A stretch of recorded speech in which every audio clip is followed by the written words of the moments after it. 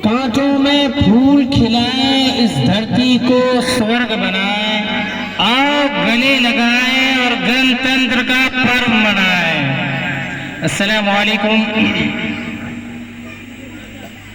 माननीय मुख्य अतिथि महोदय, प्रधानाचार्य जी, मेरे प्यारे शिक्षकगण, दोस्तों और देशवासियों, आप सभी को गणतंत्र दिवस की हार्दिक शुभकामनाएं।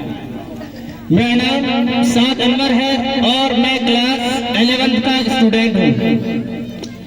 आज हम अपने भारत देश का 75वां गणतंत्र दिवस मनाने के लिए इस जगह उपस्थित हैं। इस शुभ अवसर पर मैं आप सभी के दरमियान कुछ कहना चाहता हूँ। हम लोग ये बात अच्छी तरीके से जानते हैं कि हमारा देश हर साल स्वतंत्र 26 जनवरी को बड़े उत्साह के साथ मनाता है और ये कोई साधारण सा दिन नहीं है। ये सभी भारतवासियों के लिए एक महत्वपूर्ण दिन माना जाता है।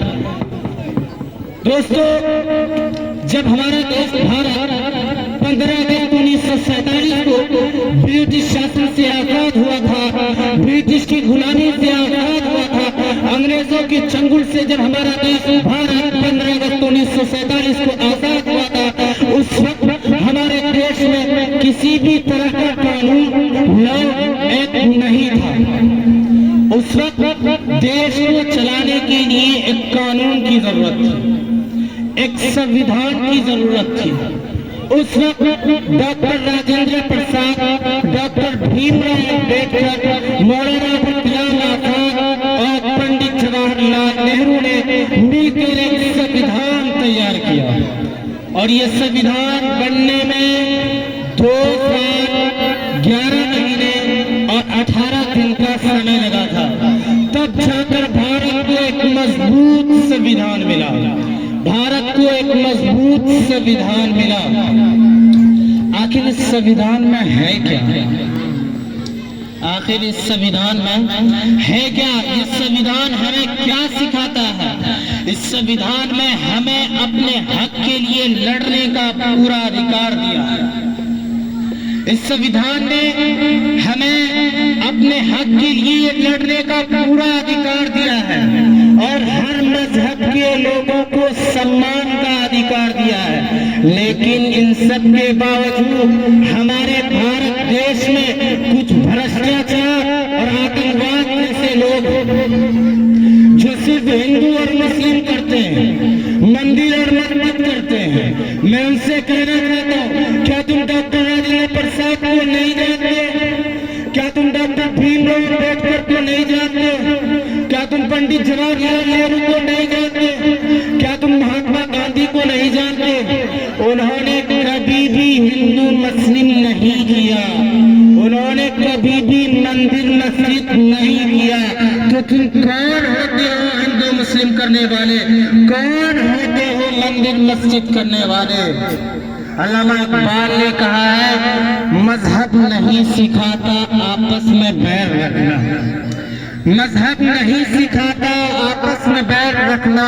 हिंदी हम वतन है, हिंदू सीता हमारा। लेकिन इन सब के बावजूद अगर तुम बाज नहीं आओगे तो फिर मैं ये कहने पर मजबूर हो जाऊंगा, ये खामोश मिजाजी तुम्हें जीने नहीं देगी। ये खामोश मिजाजी तुम्हें जीने नहीं देगी। इस दौर में जीना है तो कोहराम मचा दो। इस दौर में जीना है तो कोहराम मचा दो। आज हमारे भारत देश में कई तरह की समस्याएं हैं। एक तरफ तो ये सब समस्या थी कि लोग भ्रष्टाचार और आतंकवाद जैसे लोग हमारे देश में मौजूद हैं। दूसरी तरफ हमारे भारत देश में एक और समस्या है, वो क्या है? हमारे भारत देश में भ्रष्टाचार, बेरोजगारी, असमानता जैसी कई समस्याएं हैं। इन सब समस्याओं को दूर करने की जिम्मेदारी किसकी है? हम ही लोगों की।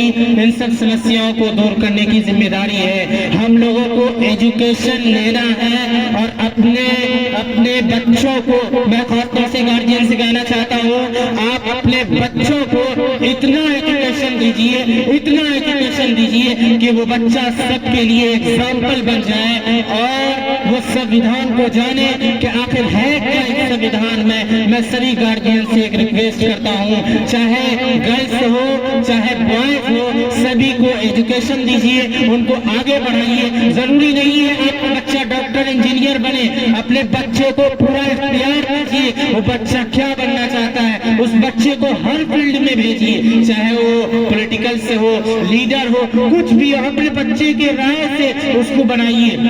आजकल क्या होता है कि माँ बाप जबरदस्ती कहते हैं नहीं तुमको हम जो कह रहे हैं वही बात मानना। देखिए आप पुराने जमाने के हैं, लेकिन बच्चा मॉडर्न दौर का है तो उसको मॉडर्न दौर के हिसाब से जीने दीजिए, हर चीज में मॉडर्न दौर के हिसाब से उनको जीने दीजिए। तो मैं सभी गार्जियन से ये रिक्वेस्ट करता हूँ, आप अपने बच्चों को एजुकेशन दीजिए और अपने बच्चों को खूब एजुकेशन दीजिए, उनको आगे बढ़ाइए। जाते जाते मैं इन सभी वीरों को और स्वतंत्रता सेनानियों को मैं शुक्रिया अदा करना चाहता हूं कि उन्होंने अपने जीवन का बलिदान देकर इस देश को आजाद किया था।